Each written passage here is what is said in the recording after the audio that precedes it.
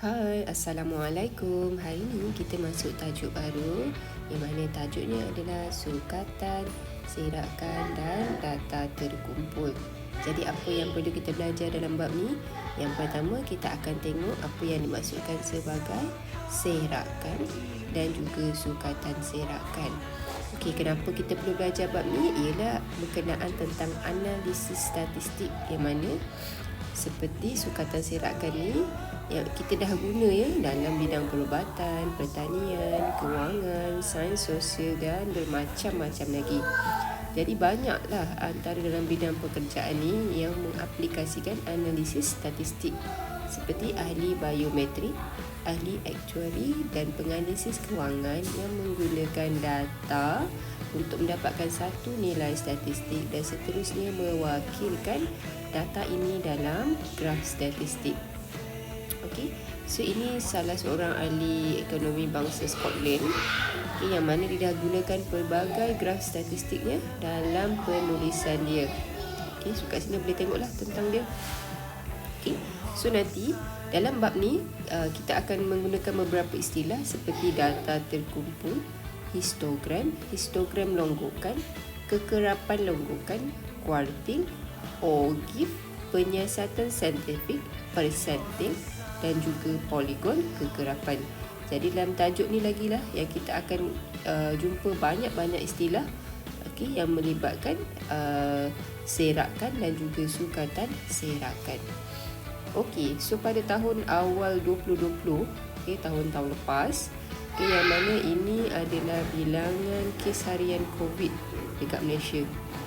So awak tengok dia punya taburan data dia daripada kosong, hinggalah kita ada PKP waktu fasa 1. Awak tengok dia punya garisan warna purple ni bilangan kes bilangan kes setiap hari, setiap bulan tak silap cikgu. Ni kan setiap hari daripada bulan Mac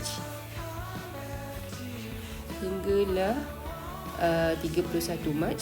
Kemudian fasa 2 April, fasa 3 pertengahan April dan fasa 4 pertengahan sehinggalah ke pertengahan Mei.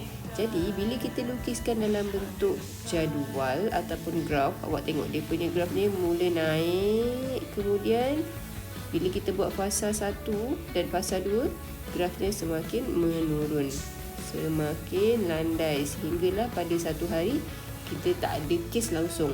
Waktu tu bulan 5 bulan 7 ke bulan 8 tak silap cikgu, tahun 2020. Okey. So inilah yang nanti kita akan tengok dari macam mana kita nak bina graf ini, daripada data-data yang kita akan dapat. Pertama kita akan tengok standard 7.1 iaitu kita nak bina histogram dan poligon kekerapan bagi satu set data terkumpul. So macam mana kita nak bina histogram dan juga poligon kekerapan? Sewaktu kita tingkatan 4, kamu telah mempelajari cara mentafsir serakan bagi data tak terkumpul menggunakan plot batang dan daun dan juga plot titik. Yang mana kalau satu data terkumpul ni kita boleh tengok serakan dan kita bina histogram dan poligon kekerapan bagi data tersebut. Okey, apa maksud histogram dengan poligon kekerapan? Maksudnya kita akan buat dia punya graf. Yang mana dekat graf tu kita perlu dapatkan data mentahnya dalam bentuk jadual, yang mana kita perlu tahu dia punya selang kelas, had bawah, had atas, titik tengah, sempadan bawah, sempadan atas dan kekerapan longgokan. Apa benda yang cikgu cakap ni semua? Okey, so sebenarnya dia datang daripada satu aktiviti. So ini aktiviti yang kita nak buat, yang mana kita nak bina ataupun kita nak dapatkan data had bawah, had atas, titik tengah, sempadan bawah dan sempadan atas bagi satu set data. Okey, so ini data mentah dia yang mana ini adalah satu set data wang, duit yang kita dapat daripada penjaga yang diterima oleh 20 orang pada hari yang tertentu. Ada yang dapat RM8, ada yang dapat 10, RM4 sehinggalah yang paling banyak RM15. Ini dia punya duit yang didapat bagi 20 orang pelajar.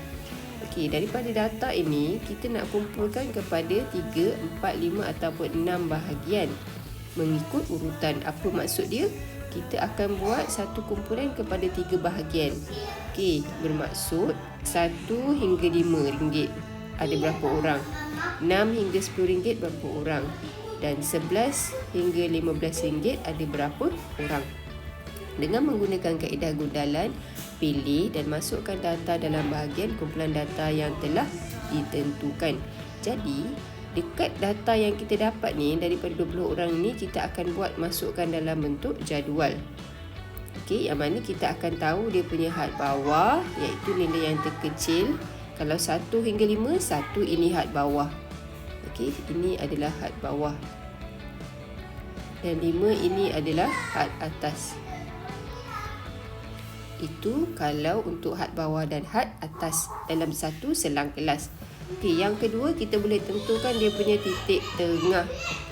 Yang ketiga, kita juga boleh tentukan nilai pertengahan antara had bawah dengan had atas yang sebelumnya dan juga nilai pertengahan antara had atas ataupun had bawah dengan bahagian bawah selepasnya.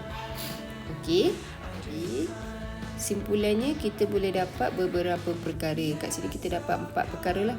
Yang pertama, kita boleh tentukan dia punya saiz kelas, iaitu daripada nilai data terbesar kita tolak dengan data yang terkecil dan bahagikan dengan berapa bilangan kelas yang kita nak buat. Okey. Kemudian kita boleh tentukan dia punya titik tengah. Titik tengah ni daripada had bawah. Had bawah iaitu nilai yang paling kecil, had atas nilai yang paling besar bagi setiap selang kelas. Kita boleh tentukan titik tengahnya dan kita bahagikan 2. Yang ketiga, sempadan atas dan yang keempat, sempadan bawah. Okey, nanti Sunan cikgu akan tunjukkan dalam jadual sebab kalau kita tengok daripada penerangan definisi bagi setiap istilah ni macam agak pening. Okey, tapi kalau kita dah buat pengiraan agak mudah sebenarnya. Okey.